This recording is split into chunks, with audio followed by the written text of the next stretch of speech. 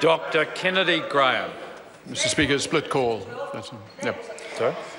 Mr. Speaker, as a number of my colleagues have already noted, the 2015 budget statement said virtually nothing about the biggest economic issues facing this country, and that is climate change. The budget revealed new policy, of course, on a variety of household issues. They are important issues, especially to those directly affected, but they are not the overarching macroeconomic issues that will, at the global level and therefore the national level,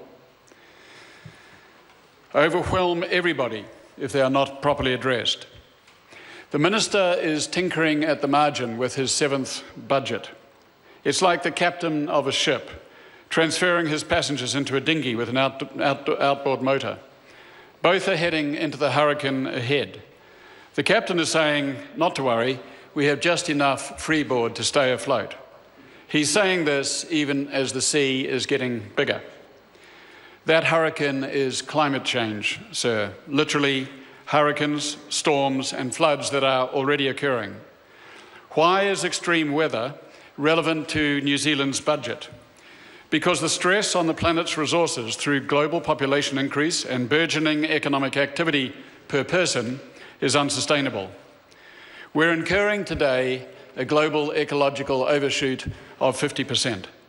Although New Zealand is rare in having a national ecological surplus, we're negatively affected, including our fiscal outlook, by the unsustainable and worsening global economy.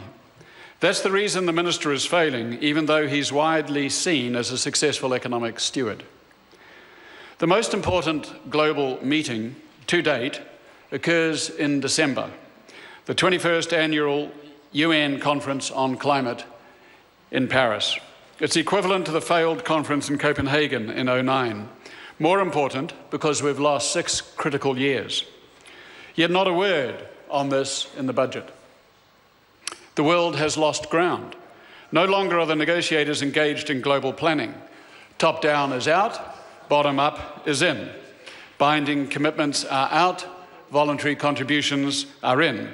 We're going to tame dangerous climate change, you understand, sir, through voluntary contributions by 194 competing states jealous of their national sovereignty. God help us, for we know not what we do.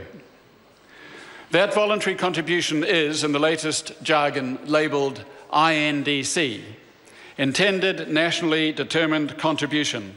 Nationally determined, not globally determined. Intended, not committed. And the jargon is sanitised to the point of stupefaction.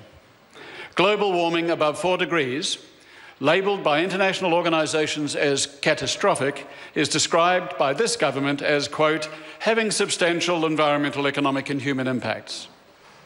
God help us. New Zealand is lumbering its way towards its INDC. It's held public consultations throughout the country. The Climate Minister is conspicuously absent. He does not care. His mind has moved on. He will nonetheless announce the INDC within a few months. It will be insufficient, probably between 10 and 20%. He will pepper it with conditions and irrelevancies. He will imply that he is in possession of complex and arcane knowledge that accords superior insight. The Green Party has already said the INDC must be 40% plus.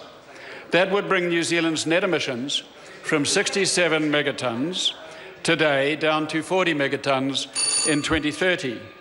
That is consistent with the Green policy of climate neutrality by 2050. Is getting to 40 megatons, sir, feasible? Yes, it is. As far as can be determined, we could do at least that, and we're talking about domestic abatement alone. In fact, it's possible we could go further. What might be New Zealand's maximum abatement potential, assuming all policy signals are optimal and there's sufficient political will? Experts will differ, but the range could be anything from 40 megatons, perhaps down to 20. So let's have the debate over what can be done, a genuine public debate, not a trite ministerial sermon. And let's then have a genuine cross-party political debate. Final point, sir. That's simply our domestic abatement. If we are talking about our fair share in the global effort to ensure a 2-degree outcome, New Zealand's national responsibility target goes far, far beyond that. Mr. Speaker. Gareth Hughes, 5-minute call.